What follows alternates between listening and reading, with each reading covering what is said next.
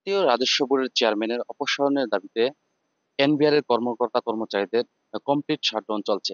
দ্বিতীয় দিনের মতো ব্রাহ্মণবাড়িয়ার শুল্ক স্টেশন এবং কাস্টম হাউজে কিন্তু কর্মকর্তা-কর্মচারীরা কিন্তু কর্মবিরতি পালন করছেন।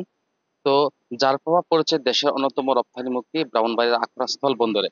আজ রোববার এই স্থল বন্দর দিয়ে কোনো ধরনের পণ্য কিন্তু ভারতে রপ্তানি করা হয়নি।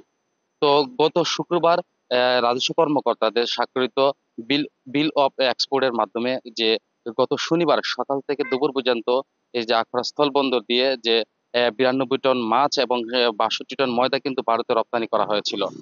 তো আজ রোববার কিন্তু আমরা স্থলবন্দর এলাকায় এসে দেখেছি কোনো ধরনের পণ্যবাহী গাড়ি কিন্তু আসেনি।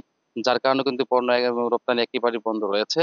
তো বন্দরের যে ব্যবসায়ীরা রয়েছেন তারা আমাকে জানিয়েছেন তাদের এই সমস্যাটির কারণে কিন্তু তারা অনেকটা আর্থিক ক্ষতির সম্মুখীন হবেন। এছাড়া সরকার কিন্তু একদিকে রাজস্ব হারাচ্ছে।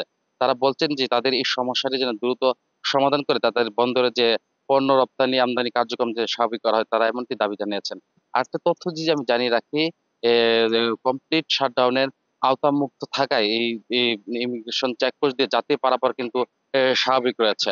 তো বন্দরের রাজস্ব কর্মকর্তারা আমাকে জানিয়েছেন যে তারা কমপ্লিট শাটডাউনের কারণে তাদের কিন্তু যে কোনো পণ্যবাহী গাড়ি কিন্তু তাদের এই বন্দরে আসেনি।